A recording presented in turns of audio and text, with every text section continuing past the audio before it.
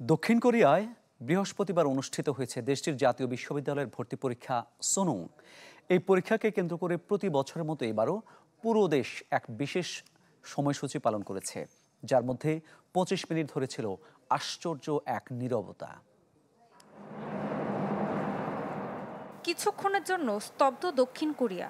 আকাশে ওঠেনি বা নামেনি কোনো বিমান, রাস্তায় শোনা যায়নি কোনো হর্নের শব্দ, থেমে গিয়েছিল সব নির্মাণ কাজ।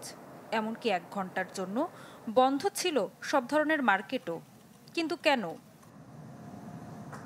কারণ বৃহস্পতিবার দক্ষিণ কোরিয়ার প্রায় 5.5 লাখেরও বেশি শিক্ষার্থী অংশ নেয় ইংরেজি লিসেনিং পরীক্ষায়।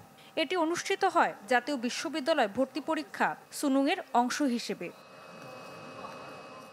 প্রতি বছরই এই দিনটি কোরিয়ার জন্য বিশেষ একটি দিন।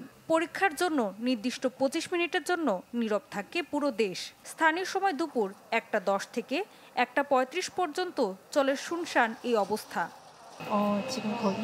এই পরীক্ষাটি আমার মেয়ের জীবনের 20 বছর ধরে একটি লক্ষ্যের অর্জন। সে অনেক পড়াশোনা করেছে এবং এখানে আসার জন্য অনেক কষ্ট করেছে। আমি আশা করি সে আজ তার দুর্দান্ত ফলাফল পাবে। আজ আমি যখন আমার সন্তানকে পরীক্ষার হলে নিয়ে যাই, দেখি পুলিশ সব বন্ধ করে রেখেছে, যানজট নিয়ন্ত্রণ করছে কঠোরভাবে, যা আমার প্রত্যাশার চেয়েও বেশি ছিল। বিদেশিদের কাছে এটা হয়তো অতিরিক্ত মনে হতে পারে, কিন্তু এটা কেবল আমাদের দেশেই সম্ভব। কারণ আমি দেখেছি একটা পুরো জাতি আমার সন্তানের জন্য কতটা কষ্ট করেছে। মূলত সুনুং পরীক্ষা দক্ষিণ কোরিয়ার অন্যতম গুরুত্বপূর্ণ একটি জাতীয় পরীক্ষা।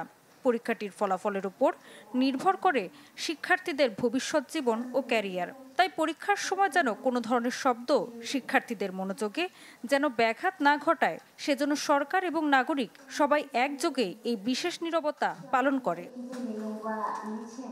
ঋতু সাহা, চ্যানেল 24।